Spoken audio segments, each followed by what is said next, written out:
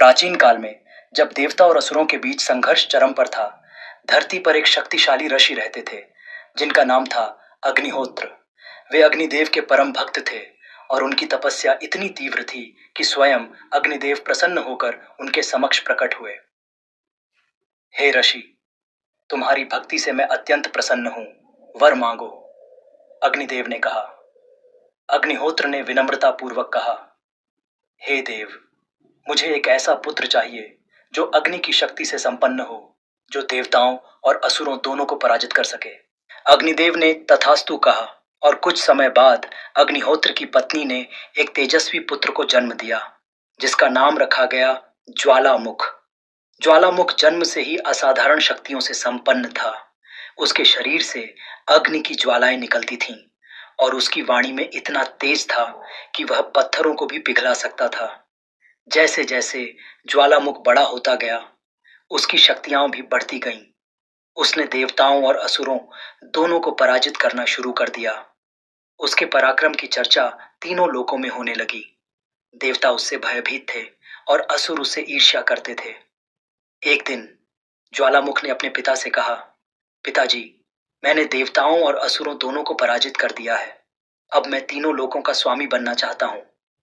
अग्निहोत्र ने अपने पुत्र को समझाने की कोशिश की। पुत्र, यह अभिमान तुम्हें ले डूबेगा। देवताओं और असुरों से युद्ध करना और तीनों लोकों का स्वामी बनने की इच्छा रखना, दोनों में बहुत अंतर है। तुम्हें अपनी शक्तियों का सही उपयोग करना चाहिए। लेकिन ज्वालामुख ने अपने पिता की बात नहीं मानी। उसने देवताओं को ललकारा और स्वर्ग पर आक्रमण कर दिया। देवताओं और ज्वालामुख के बीच भयंकर युद्ध हुआ। ज्वालामुख ने अपनी अग्नि की शक्ति से देवताओं को जलाना शुरू कर दिया। देवता हारने लगे। देवताओं की रक्षा के लिए भगवान विष्णु ने ज्वालामुख को समझाने का प्रयास किया। ज्वालामुख, तुम अपनी शक्तियों का दुरुपयोग कर रहे हो। अभिमान मनुष्य को विनाश की ओर ले जाता है।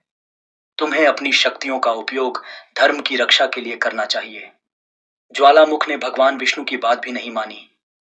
उसने भगवान विष्णु पर भी आक्रमण कर दिया।